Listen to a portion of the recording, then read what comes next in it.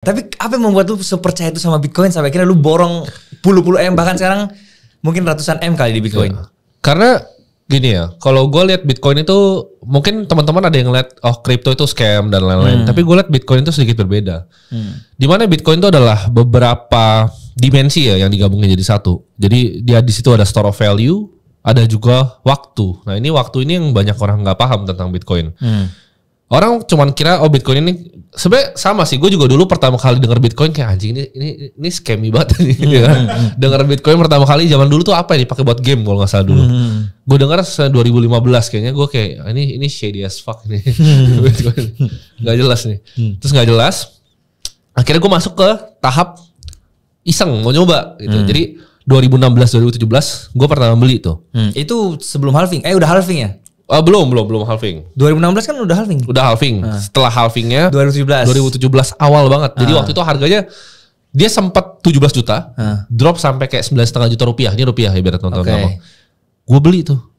Terus dia naik sampai 20 juta kan. Gue jual semuanya kan. Gue pikir gue jenius tuh kan, hebat gitu kan. Karena turun 9,5 juta, 20 juta jual semua. Jadi terbang sampai tinggi gitu. Awalnya sama. Ya udah iseng lah gitu. Coba gue beli karena lagi diskon, siapa tahu cuan. Tapi gue nggak nganggap ini something yang serius. Karena waktu itu gue tuh aliran value investing garis keras. Gue Buffett garis keras dulu. Saham. Jadi gue tuh dulu pas nyoba Bitcoin itu, gue tuh sebenarnya gedenya di saham. Jadi gue nabung BRPT tuh dari pre-split tuh kayak di bawah 100 gitu. BCA juga kecil banget. Jadi BCA dari 2016 gue tabung sampai 2020 waktu itu. Nah gue coba di Bitcoin situ. Akhirnya ya untung. Cuman jadi gue banyak belajar di situ. Oke ini kayaknya gampang nih cari duit di kripto nih. Akhirnya gue carilah koin-koin yang kecil-kecil yang gak jelas tuh. Stellar Lumen semua gue hajar. Shiba Inu apa? Shiba belum ada waktu itu. Udah cuan sampai top. Gue hajar lagi. Drop semua. Jadi gue hilang semuanya duit gue di kripto 2018. Hilang semuanya. Itu lu cut loss berarti ya? Cut loss waktu itu. Gua jual semuanya. Tapi waktu itu ternyata, jadi kan gua waktu itu mau bikin series yang namanya Borong Bitcoin, itu series yang lumayan viral tuh. Karena gua buktiin bahwa gua nabung 100 juta sebulan, laku. Pas gua mau bikin series itu, gua kan nyari exchange, anjing gua mana yang kosong nih. Akhirnya gua ketemu, ada satu Indodax waktu itu kosong, jadi gua pakai kan Indodax. Gua pas buka pertama kali, itu tiba-tiba waktu itu ada 190 juta dari Ripple. Jadi Ripple gue tuh waktu itu gue ingetnya gue udah jual semuanya. Kayak pokoknya total porto gue tuh setelah gue cut loss tuh 13 juta. 13 juta rupiah. Kayaknya udah gue kosongin gitu. Mungkin tinggal sisa ratusan ribu. Tapi tiba-tiba jadi 100-an juta lebih. Anjir. Ripple masih ada. Terus gue kayak, jadi episode pertama ya udah gue jual aja jadi USDT. Gitu. Jadi awalnya seperti itu gue mulai di kripto. Terus akhirnya apa yang membuat lu yakin nih ke Bitcoin di titik sekarang 73.000 lu beli? Karena gue belajar nih. Jadi gue bilang tadi kan ada beberapa dimensi yang ada di dalam Bitcoin. Nah Bitcoin ini beda seperti orang kira lain. Beda seperti kripto yang lainnya. Bitcoin ini gue ngelihat seperti penemuan yang baru. Kayak penemuan angka 0, penemuan api, penemuan pesawat. Ini penemuan yang baru. Dimana sebelumnya gak pernah ada gitu. Kalau misalnya contoh, kalau zaman dulu kan, kita harus pelajarin dulu evolusi tentang uang ya. Jadi zaman dulu kalau misalnya kita di desa nih ya kan. Lu di desa sebelah, gue di desa sebelah. Gue misalnya punya sepatu gitu. Lu punya apel. Nah kita harus barter kan. Betul. Tapi misalnya lu datang ke gue. Ini gue ada 10 apel nih. Lu mau tukar 1 sepatu lu gak? Gue bilang enggak. Gue butuhnya daging. Ya kan. Nah lu cari itu. Teman lu misalnya di situ tuh. Dia mau tukar gak apel lu sama daging? Misalnya dia gak mau. Dia maunya kayu. Nah lu cari lagi yang tukang kayu. Lu tukar apelnya buat kayu. Ya kan. Kalau dia mau ya udah lu dapat kayu. Lu tukar dulu ke daging. Baru daging baru tuker ke sepatu. Sepatu. Mampus kan itu. Jadi itu gak mungkin terjadi. Nah jadi manusia ini unik. Manusia itu selalu cari store of value yang lebih baik daripada itu. Akhirnya garam, kerang itu semua dicoba. Nah sampai suatu ketika emas ditemukan. Nah emas itu kan scarce ya kan. Karena orang harus nambang emas untuk bisa tukar. Distandarin tuh jadi ada koin. Nah distandarin itu baru adalah kertas. Kenapa? Karena orang pikir kayaknya ribet kalau gue bawa 10 koin gitu kemana-mana. Bisa dirampok di pinggir jalan. Jadi gue taruh bukti kepemilikan koinnya. Nah problemnya dengan kertas ini yang sekarang terjadi adalah ini dicetak terus.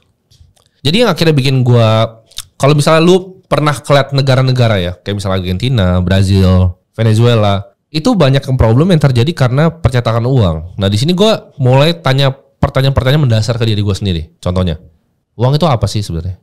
Kenapa kayak kesannya kita itu susah banget dapat uang, tapi ada yang nyetak di sana.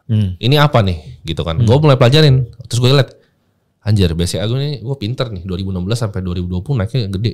Gue mulai cari lagi datanya, gue liat di Bloomberg gitu kan, gue tarik kan. Kok aneh ya? Ini kan denominasi dalam rupiah, kayak naiknya itu wah gila loh. Naiknya lumayan banget gitu loh. Setelah di stock split berapa kali, naiknya tinggi sekali BCA. Tapi gue coba tarik dari tahun 1990. Ya kan? Dari 2000 sampai sekarang gue tarik. Terus gue ganti mata uangnya di Bloomberg jadi USD. Nah yang terjadi biasanya naiknya cuma 3 kali, mampus gak lo? Gue mikir kok bisa kalah rupiah sama dolar ya? Kok rupiah? Makanya gue ngerasa orang yang pegang rupiah berarti selalu makin miskin dong kalau kayak gitu. Dibanding orang yang cuman simple ngehold USD. Terus kan orang kan bilang misalnya invest di S&P 500 itu 7,5% stabil gitu kan. Berarti enggak dong, karena rupiahnya kalah sama dolar. Benar. Jadi sebenarnya dia naiknya lebih ke mungkin 15-20% S&P. Yang real gitu dibanding BCA yang fake gitu. Karena dia dibuatnya di atas rupiah. Nah itu gue pelajarin untuk percetakan uangnya, peredaran uangnya, M2 money supply-nya. Kok dia cetaknya banyak sekali ya? Dan gue pelajarin sampai yang terjadi yang gue ngomong. Makanya gue ngomong di publik kan, beras gitu. Beras itu dia bilang El Nino kan. Semua kan bilangnya El Nino karena naik.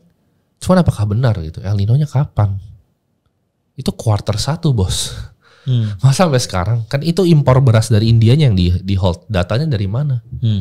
Nah itu yang hal-hal kayak gitu yang sebenarnya gue ngerasa publik ini nggak tahu. Jadi kenapa pertanyaannya? Gue beli di harga 73.000. Itu namanya monetary premium. Jadi gini, kalau misalnya orang tua zaman sekarang, ya mereka cuma tahunya biasanya 2 antara deposito atau rumah kan. Nah kenapa pertanyaan mereka beli rumah? Contoh, ini percakapan gue dengan dokter gue. Jadi waktu gue sempat sakit perut kemarin ke dokter. Dia kenal gue, dia tanya, bro gue bagusnya invest apa? Kalau orang yang nggak biasa untuk berpikir, mereka cuma kayak kasih tahu doang kan. Tapi gue jadi, kok dia dokter, mikir dia harus investasi apa? Itu menurut gue aneh. Kenapa? Karena pekerjaan dia, proof of work dia adalah menjadi seorang dokter. Kenapa dia harus jadi hedge fund manager di samping?